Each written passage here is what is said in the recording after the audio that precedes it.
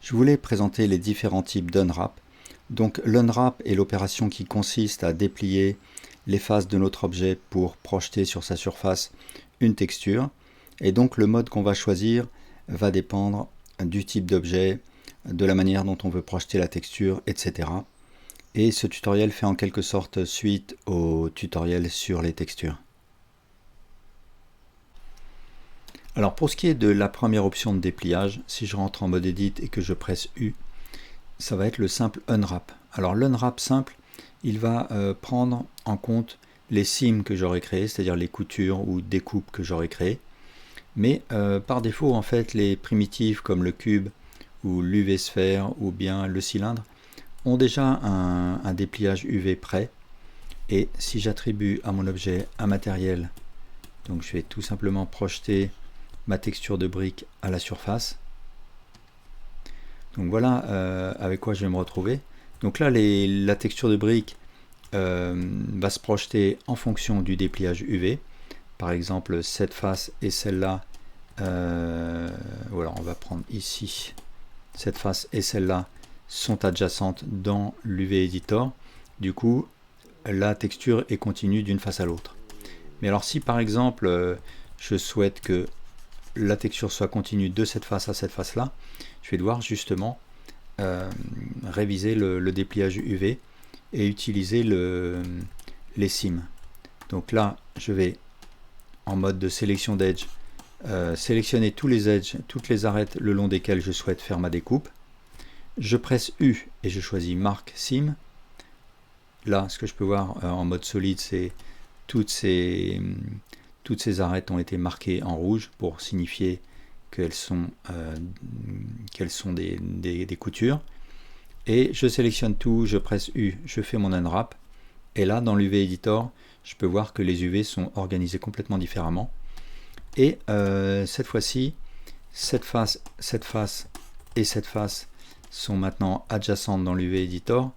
Et la texture de brique va être complètement continue entre ces trois faces. Voilà, comme je peux le voir là, de manière encore plus nette. Alors, par contre, entre cette face et celle-là, alors, il se trouve que la texture est continue parce qu'il me les a rangées de manière adjacente dans l'UV Editor, mais ici et ici, je n'ai pas de continuité parce que les UV sont séparés. Ici et ici, pareil. Alors maintenant, si je sélectionne tout et que je fais un scale, je vais voir la texture se réduire.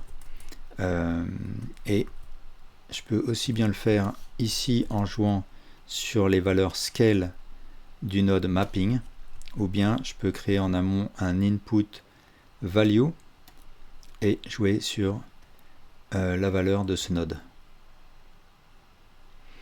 Alors si je réduis beaucoup la texture, en fait je vais avoir une répétition de ma texture brique et en fait ce que je peux voir c'est qu'elle se répète mais on ne voit pas les jointures entre les répétitions. Par contre au bout d'un moment bien sûr on commence à voir des motifs répétitifs.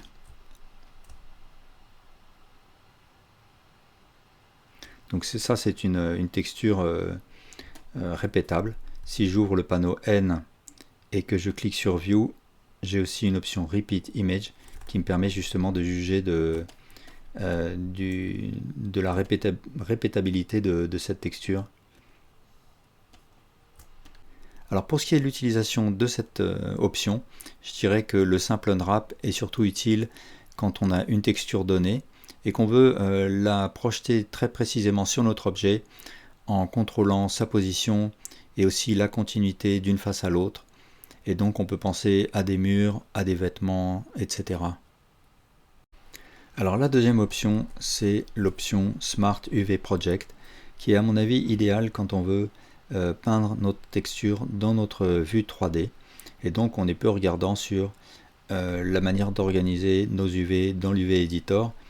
On n'a pas besoin que certaines faces soient adjacentes avec d'autres faces. Et en fait, si je presse U, Smart UV Project, je vais avoir ce panneau qui s'ouvre.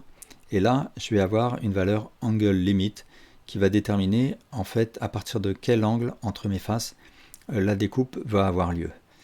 Ensuite, j'ai une valeur island margin qui va me permettre de déterminer la marge qui va exister entre mes UV.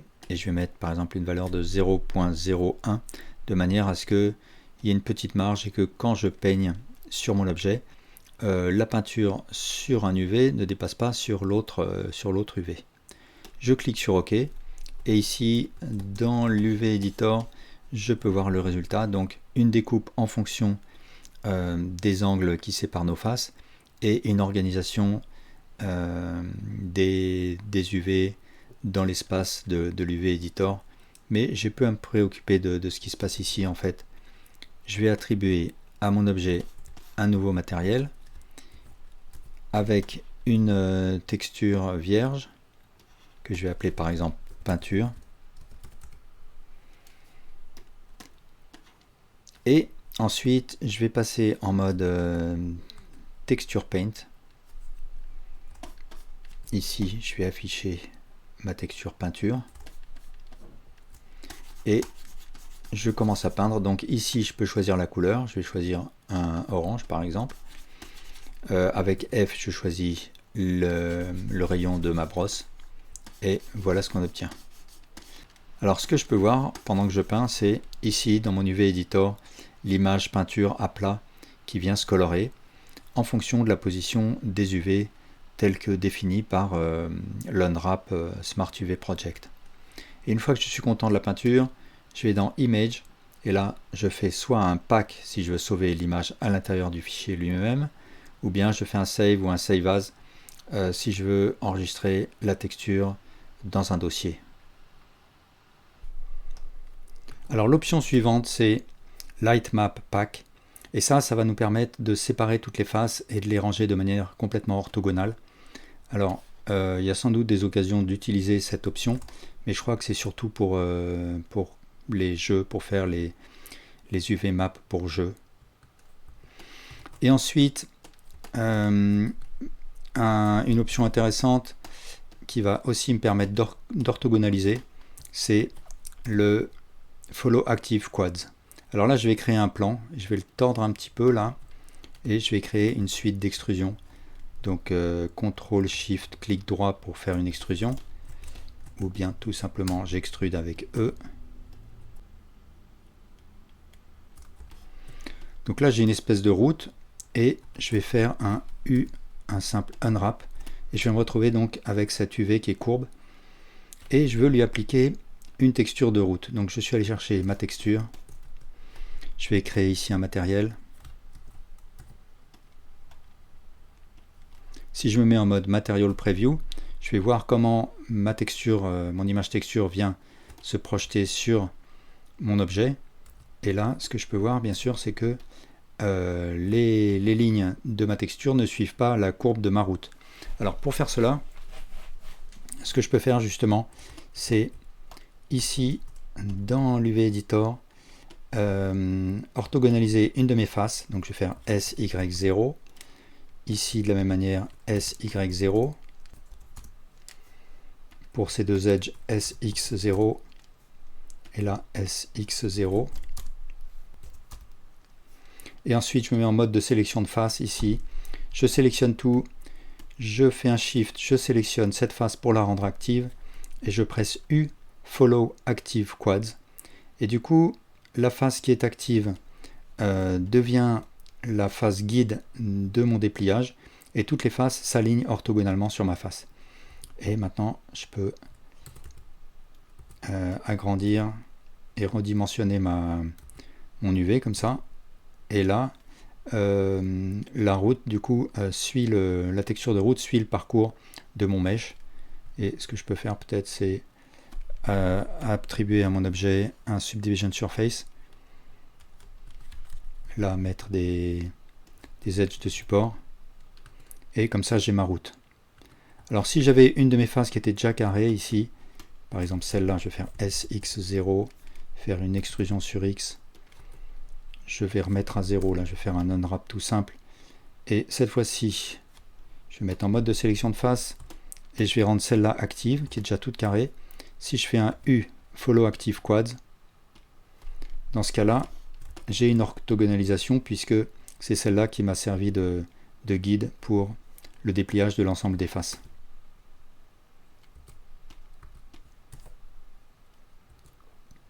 Alors dans ce cas-là, ce que j'aurais pu faire aussi, c'est utiliser un add-on qui s'appelle UV Squares. Et alors je vais refaire un unwrap pour mettre à 0. Une fois que j'ai activé l'add-on, j'ouvre le panneau N et là j'ai un onglet UV Squares. Je sélectionne mon UV et ensuite je clique sur To Grid by Shape et hop, ça m'orthogonalise aussi.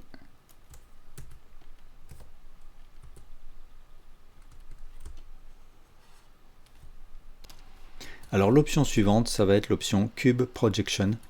Et ça va être idéal pour les objets plutôt orthogonaux dont on veut faire un rapide dépliage. Et donc, en fait, le dépliage va se faire en fonction de l'orientation des faces par rapport aux axes X, Y, Z. Et donc, si je fais Cube Projection, je vais me retrouver avec un empilement en fait des UV d'un axe à l'autre. Mais c'est pas gênant, je vais avoir en fait ici, si je me mets en mode Material Preview, ma texture qui est rapidement projetée sur mes axes. Je vais pas avoir de continuité à 90 degrés, mais c'est pas le but ici. Alors option suivante, ça va être le Cylinder Projection. Alors j'ai tout, je vais modifier un petit peu le cylindre que j'ai créé. Je vais créer une espèce de bouteille avec un bevel comme ça. Et ça va être un moyen très rapide de créer mon dépliage. Donc je presse U, je choisis Cylinder Projection. Alors si je laisse l'option par défaut View on Equator, ma vue va être prise en compte, donc il faudrait que je me mette en vue de face comme ça, et je recommence. Et on peut de toute façon choisir une autre option. Donc par exemple l'option Align to Object. Et là, j'ai un alignement rectangulaire de mes faces. Donc là, de la même manière, eh bien, c'est la méthode la plus adaptée pour ce type d'objet cylindrique, même si le rayon se raccourcit et ça permet de rapidement poser une texture sur mon objet. Ensuite, je vais avoir l'option Sphere Projection. Donc cette option, elle est adaptée pour les UV Spheres, les sphères qui ont des pôles en haut et en bas. Alors bien sûr, par défaut, les primitives ont toutes un dépliage UV, celui-là là, qui fonctionne bien, mais je peux me retrouver avec une UV Sphere qui n'a pas de dépliage. Dans ce cas, j'utilise cette option Sphere Projection. Alors là, tout comme le cylindre, par défaut, ça va tenir compte de ma vue. Donc là, si je change pour une vue de face, ça va avoir un dépliage orthogonal. Je peux aussi là choisir Align to Object. Alors l'option suivante, c'est Project from View. Alors comme le nom l'indique, Project from View va me permettre de projeter, de créer, de générer l'UV en fonction de la perspective de ma vue viewport. Donc si je presse U, Project from View, ici je vais me retrouver avec cette forme de cube. Si je choisis Project from View Bounds, ça va coller aux limites de l'UV Editor, mais je vais avoir des problèmes de déformation, donc je vais rester en Project from View. Et c'est une option qui est souvent utile. Supposons par exemple que j'ai cette image de balle et je veux créer une balle à partir de cette texture. Tout simplement, je vais créer un mesh UV Sphere. Par défaut, je vais avoir un dépliage comme ça, mais qui n'est exploitable qu'avec une image de type planisphère. Donc là, typiquement, je peux me servir du dépliage Project from View. Alors là, le dépliage va être complètement étiré parce que la photo est étirée sur Y. Donc je vais créer un nouveau matériel avec une image texture. Dans cette image texture, je vais aller chercher ma photo. Je vais garder sélectionner cette image texture et au moment de faire mon dépliage, cette fois-ci, je vais avoir une proportion correcte. Donc pensez, si jamais on a une photo qui est allongée, à garder sélectionner l'image texture ici de cette photo. et là je cale mon dépliage, et si je me mets en mode Material Preview, voilà ce que je vais obtenir. Alors je vais faire un clic droit, Shade Smooth. Alors bien sûr, si je regarde le verso, il y a un problème, c'est que l'image est inversée, et là je vais avoir un problème de joint entre les deux parties, parce que évidemment cette face est à l'opposé de cette face, les deux se superposent, et donc d'où cette version inversée sur le verso. Donc il faut retravailler ma texture, bien sûr. Enfin, on a les options Mark Seam, Clear Seam qui permettent de découper une arête quand on veut faire un unwrap, mais aussi déterminer la coupe pour le Follow Active Quads. Et on a le Reset, donc qui va en fait découper chaque face et les projeter sur la totalité de l'UV Editor, et ça peut remettre à zéro un unwrap. J'ai l'impression que ça peut nous sortir de moments où l'unwrap est bloqué, donc à confirmer. Alors bien sûr, pour un même objet, je peux utiliser plusieurs modes de dépliage. Par exemple, cet objet là, pour le haut qui est un cylindre, je vais utiliser le Cylinder Projection. Ici dans l'UV Editor, je vais baisser la taille de l'UV et je vais sélectionner le reste, et là choisir par exemple un Cube Projection. Et puis je peux décider que je veux déplier ces deux faces à part, donc je vais faire un simple unwrap.